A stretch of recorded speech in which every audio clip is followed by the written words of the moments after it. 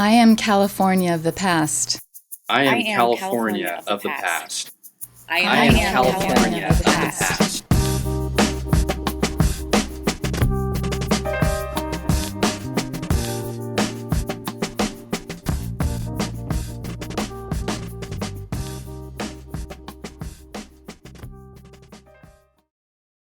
Hello, my name is Reeba Lynn, and I'm a California native, and I've lived in Pacifica for 30 years. I was a Girl Scout leader, and one weekend our troop was coming home from Camp Butano, and we saw hundreds of bicyclists heading south on Highway 1. No one knew what it was about. That night, I looked on the news and learned it was about the California AIDS Ride. It was the first week in June, and the next year when our troop went to Camp Butano again for the annual association campout, we saw them. I told the girls in my car I was going to do that before I turned 50, and they all snickered and said, "Ha, yeah, sure." Well, to me, that was a double dare. I actually called the next day and signed up for the 1999 California AIDS Ride 6. I thought, why wait for 5 years until I'm 50? Besides, what a great way to end the century. I trained all year, mostly on the weekends, and about 1,200 miles in all. The next June, on day 0, we headed to Fort Mason to get ready for the week ahead of us. 8 of us signed in together so we could have our 10 assignments together. My tent mate, Joelle, and I met on a training ride. It took about 4 hours for all 3,300 of us to get out of Fort Mason the next morning to start on our journey. It was exhilarating to be on our way. People were all along our route cheering us on.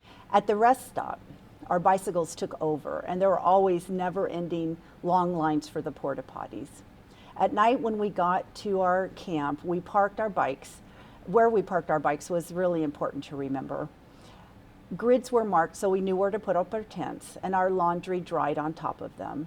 At some points during the day, it was actually hard to believe you were with so many people because the road could be quite void of bikes for miles at a time. At the halfway mark, people picked up their bikes and held them above their heads.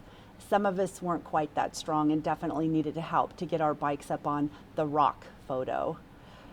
I rode every day. I made all the hills. I got dehydrated on day 3 and was sagged to camp in the afternoon. Day 4, I rode too slow and got sagged to camp in the afternoon. But I rode close to 500 miles. The trip was 565. Each night at camp, we set up our tents, showered, ate, talked, slept by 10. Each morning, we were up at 4:45 to eat, take down the tent, and start again. I had no major bike problems. My chain came off 3 times, which I could easily fix. No injuries. My bottom was sore. My knees ached. I fell on day 6 and got a little road rash on my arm. But overall, I have to say, I'm quite proud of myself. Meeting wonderful folks was a highlight. Seeing the beauty of our state was another. The weather was beautiful. The ride very physically challenging. Whenever I thought I couldn't go on, I thought of those who have no choice in living with various adversities.